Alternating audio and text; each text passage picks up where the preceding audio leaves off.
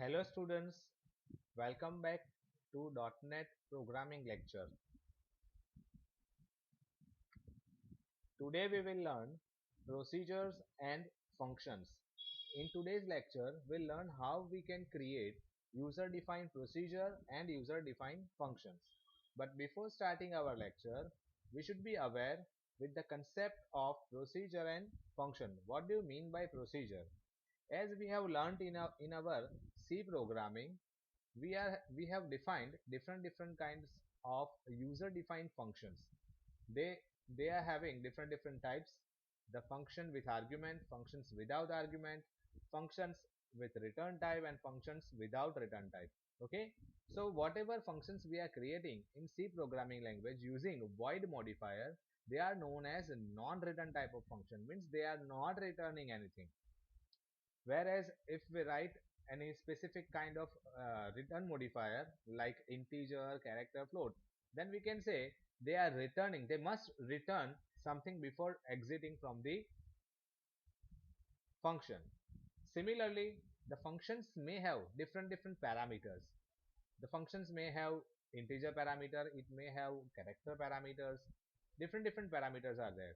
So whatever code block of code we are knowing in C programming, the same thing is known as procedure in VB.NET.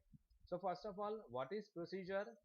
It's a group of statements that together perform a task when they are called. After the procedure is executed, the control returns to the statement calling the procedure. And VB.NET has two types of procedures. Number one, functions. Functions means they are returning something at a time of exiting from the function, whereas sub procedures or subs which do not return anything while exiting from it. Okay, so you need to remember that VB.NET supports two types of procedure. The first one is functions and second one is sub procedure. Functions returns a value, whereas subs do not return a value. So let's start in detail. Let's learn in detail what is sub procedure. Sub procedures. Sub procedures are procedures that do not return any value. We have been using the sub procedure main in all our examples. When the application start, the control goes to the main sub procedure and it in turn runs any other statements consisting the body of the program. The sub statements is used to declare the name, parameter and the body of sub procedure. The syntax for the sub statement is modifiers, sub, sub procedure name, parameter list, block of statements and sub. Over here in syntax, whatever keywords are enclosed with square brackets, they are not compulsory fields, means you can omit them while defining sub procedures and functions, but it is good practice to provide modifiers. Similarly, in case of parameter, if you don't want to pass any parameter at the time of function or procedure call, you can omit the parameters. Over here you can see modifiers indicates it specify the access level of procedure. Possible values are public, private, protected, friend, protected friend, and information regarding overloading, overriding, sharing and shadowing. Subname indicates the name of subprocedure. Parameter list specifies the list of parameters. The following example demonstrates a subprocedure calculate pay that takes two parameters, hours and wages, and displays the total pay of an employee. Over here we have taken a module. If we do not want to create a Windows Form application, then you can create console application too. When you create a console application, at that time you do not have any kind of graphical user interface where you need to write down your VB.NET code in module.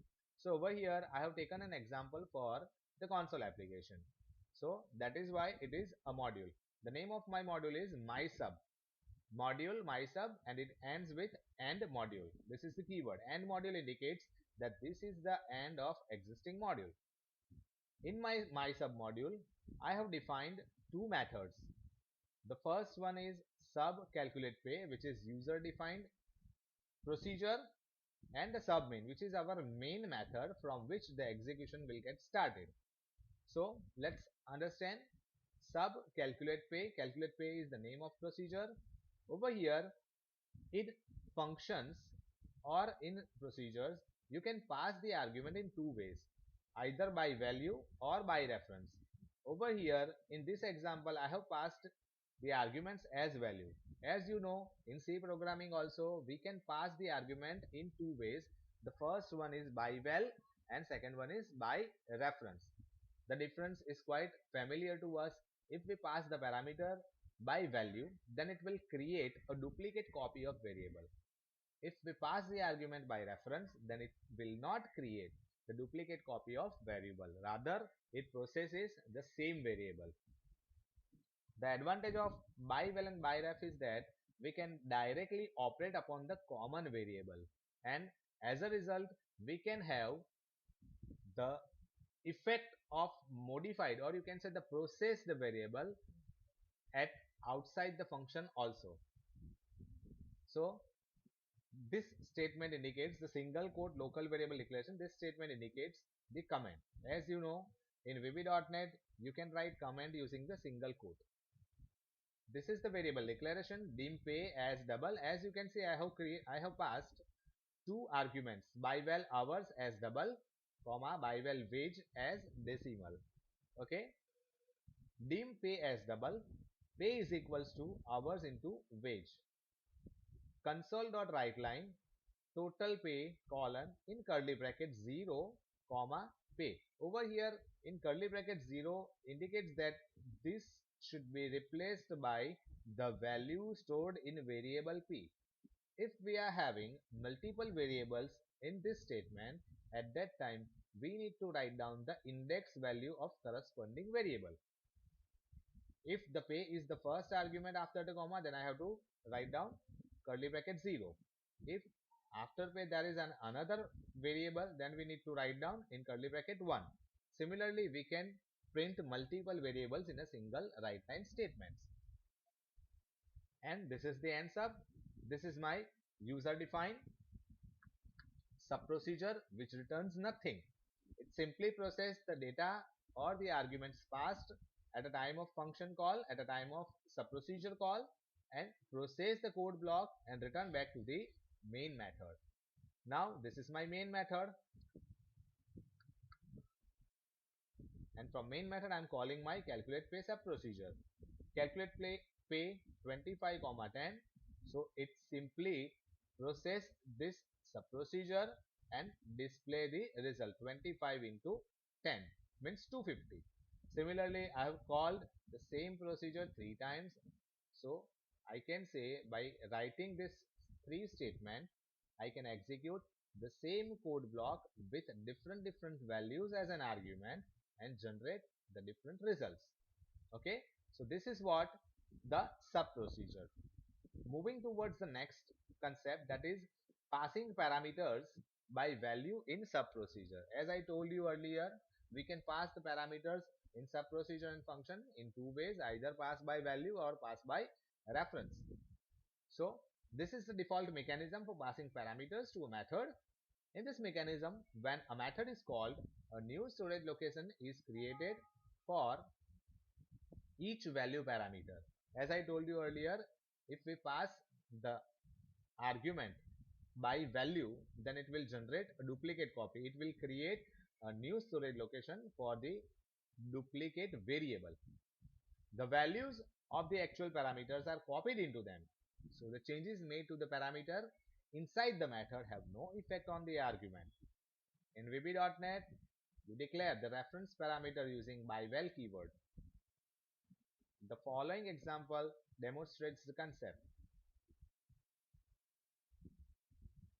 As you can see, sub swap, since this is a program of swapping from which we are quite aware because we are implementing this program since our first semester.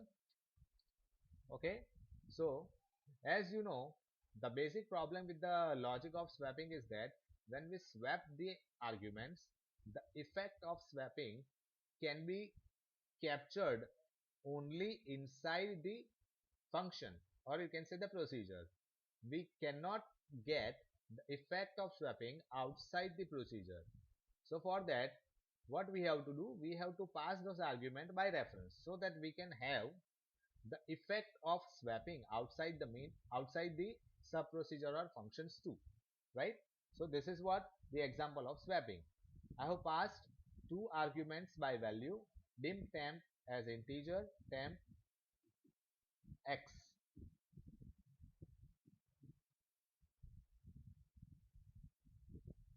Temp is equals to x, means the value of x has been stored to temp.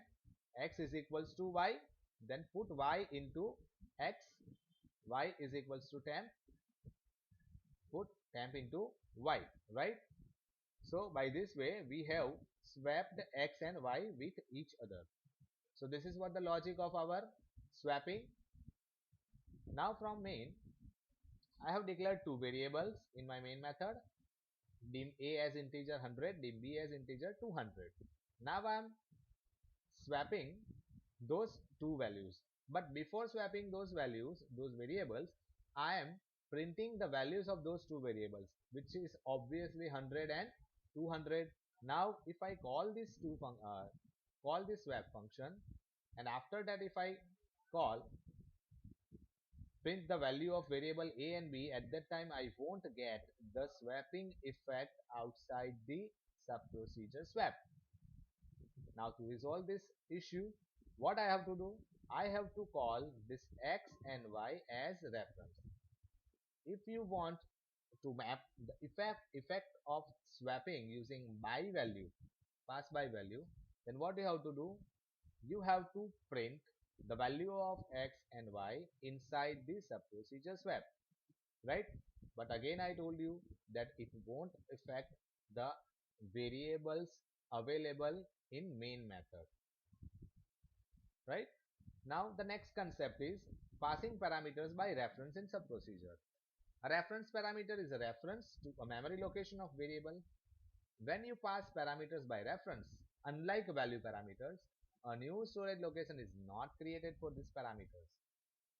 The reference parameters represent the same memory location. It means there is no memory wastage, there is no memory duplication as the actual parameter that are supplied to the method.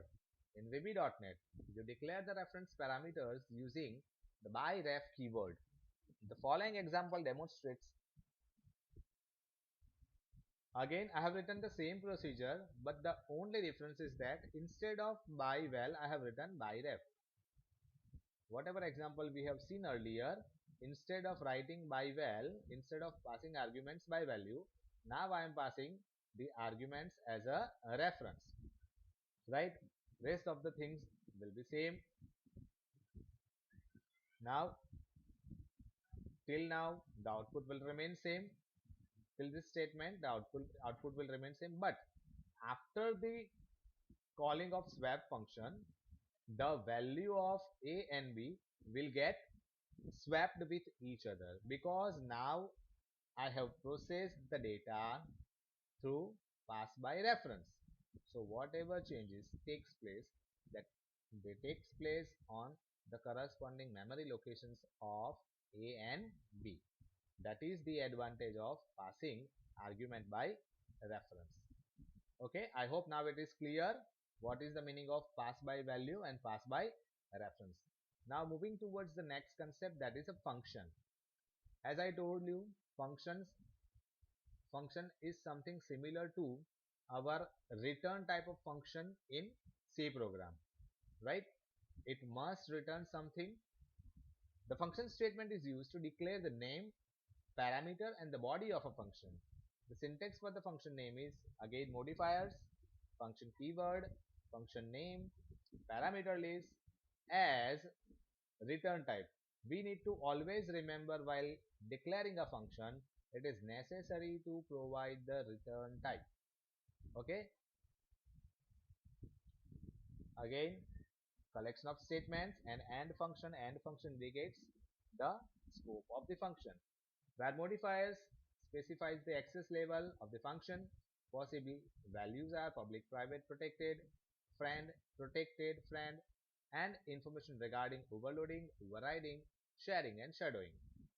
Function name indicates the name of the function. Parameter list specifies the list of parameters, and return type specifies the data type of variable the function returns. The following codes explains the find max that takes two integer values and returns the larger of the two. This logic is also quite familiar to us. Function find max, obviously it returns the maximum number from these two arguments. I'm passing the value by reference, sorry, by value. So I've written by val number 1 as integer, by val number 2 as integer, and I'm returning, what is the return type of this function? Obviously an integer, so I have written as integer at the end. Dim result as integer. If num1 is greater than num2, then result is equals to num1, else result equals to num2, and if find max equals to result. See, one thing we need to remember over here, if we are not writing return statement at the end of function, what can happen? If you assign the value to be returned in a same kind of variable, or you can say in the same name as the name of your function, then you don't need to write a return statement. Over here in this example, I have not written return statement. Instead of that, I have assigned my result into the variable name similar to my function name. That is why I have not returned return statement. Okay, but if you want to write, you can simply write return result. They both will be same. Okay, function returning value. In VB.NET, a function can return a value to the calling code in two ways: by using the return statement and by assigning the value to the function name. The following example demonstrated using the findMax function. Okay, as you can see, this is the same logic we have understood above, but over here I have written this code along with the main method, right? So it is 100 and 200, result equals, now it is returning something, so it is necessary for me to write down something before the find max, to write down equal to and variable name before calling the function. That is why whatever value find max AB returns, that will be stored to res, and later on we can process the res as per the requirement. So this is what the basic example of function. Now next concept is recursive function. A function, as we know, recursion means a function calls itself. A function can call itself, that is known as a recursion. Following is an example that calculates factorial for a given number using a recursive function. As we know that finding out the factorial is quite common example to understand the recursion. So module my functions, function factorial, by val num as integer, and the return type of function is also an integer. Dim result as integer. If number equals to 1, then return 1, else result equals to, again I am calling the same function from inside the function, factorial num minus 1 into now. This is something similar to n, fact of n is equals to fact of n minus 1 into n. Okay, and at last I am writing return result. Okay, now here you can see I have called factorial function with three different arguments: factorial 6, factorial 7, and factorial 8. I hope the recursive functions are now clear to everybody. Now next one is param array. See, this concept is quite new to us because till now in C programming such kind of concepts were not there. Okay, what is basically param array? See, it may happen that in some cases we are not sure that how many parameters we require or how many parameters we wants to pass to functions or sub procedures. At that time, this param arrays can be utilized. But the only disadvantage with param arrays is that it can have it can have similar kind of data type as a parameter array. That is the only disadvantage, right? But apart from that, you can use it significantly, right?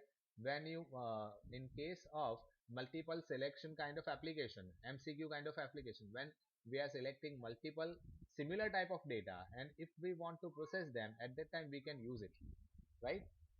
So param array, while declaring a function or subprocedure, we are not sure of the number of arguments passed as a parameter. VB.NET param arrays comes into help at this time. The following example demonstrates this. Module myParamFunc. Function add elements. This is the name of the function. Param array. This is the keywords which is necessary to mention in function definition if we are defining our functions as param arrays. So this is the keyword param array, then the name of the array, as, and the return type. As I told you earlier, it accepts the data as an array, right? So we need to mention array over here as integer, dim sum as integer equals to 0, dim I as integer equals to 0. It is not necessary. If we write only dim I as integer, then also it will be initialized to 0, because in VB.NET integer kind of variable is initialized with 0. Next is for each loop. As I told you in earlier lecture, for each loop is specially designed for array kind of concept. So it will process each and every element of specified array. So what I am doing, whatever parameters I am getting as an argument, I will sum them up together and returns the sum. So this is what the basic logic, simple fundamental of this particular add elements function. Now next, how I am passing, or you can say how I am calling add elements function. Dim sum as integer, sum equals to add elements. See over here you can see I have passed different numeric data as an individual element instead of passing them as an array, right? This is the charm of param array concept, right? I can do the same thing by declaring an array, but it may waste my memory. Okay, so to resolve such kind of issues, VB.NET supports param array concept. So if you want to pass 10 elements, then also you can pass by this way, but the only thing we need to remember is it can accept only integer kind of data, because in function definition I have specified integer array, right? So at the time of function execution, it will take all the elements as the member of this array. Fine. And now at last I'm getting the sum and I'm printing that sum using console.writeLine. I hope now the concept of param array is clear. Now the next concept is passing arrays as function.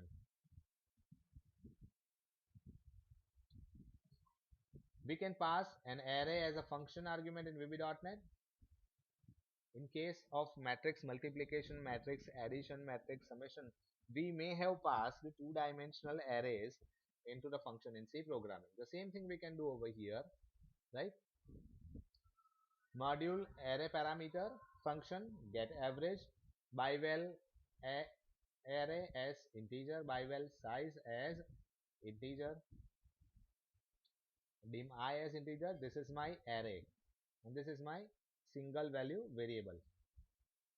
Dim average as double, dim sum as integer, for I equals to 0 to size minus 1. Sum plus equals to array of I. What it does the summation of all the elements available in ARR array, right? And at last I'm doing the average of that sum and returning the sum. That's it. Fine. As you can see over here, while calling the function, I'm not passing the elements of array as individual element. Whatever thing we have done in case of param arrays over here, right? Instead of this, I'm passing an entire array in this concept. As you can see, I have declared an array called balance, which contains 5 elements, and at the time of function call, and of course it is a function, so obviously it will return something. So get average, this is my array as I told you earlier, and this is the single value 5 constant, right? And it will return me the average by processing this two data, and at the end we are printing the average variable. So that's it from my side. Today we have learned functions and sub procedures. Thank you. Thanks for watching.